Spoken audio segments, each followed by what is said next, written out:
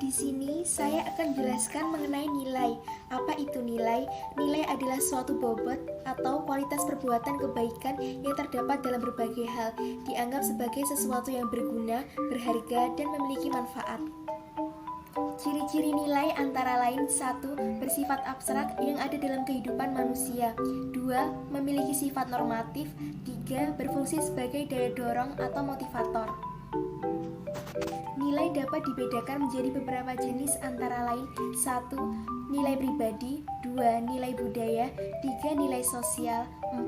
Nilai subjektif dan objektif. 5. Nilai intrinsik dan ekstrinsik.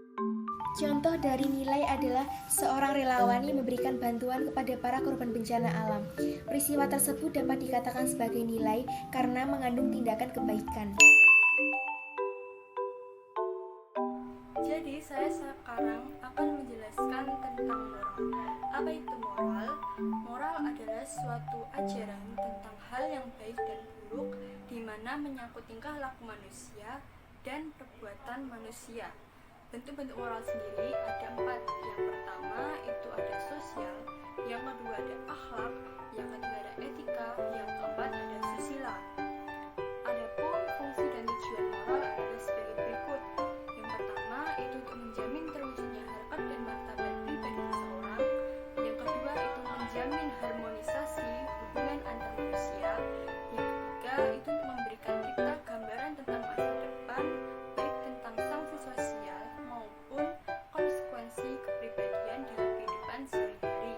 Adapun contoh dari moral adalah berjabat tangan, mencium tangan orang tua ketika kita akan berpamitan pergi ke sekolah.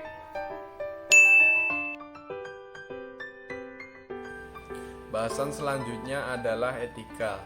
Etika secara etimologis berasal dari bahasa Yunani, yaitu ethos yang berarti kebiasaan yang berkaitan dengan tingkah laku atau tindakan manusia.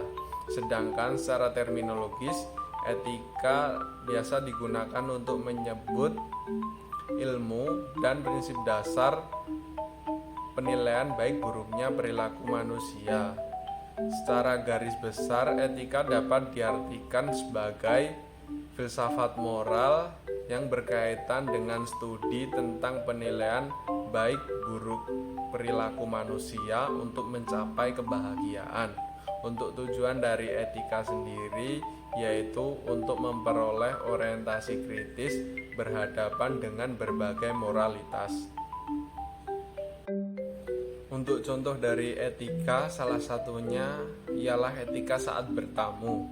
Nah, di saat kita bertamu, kita dianjurkan untuk mengucapkan salam dan bersikap sopan terhadap pemilik rumah.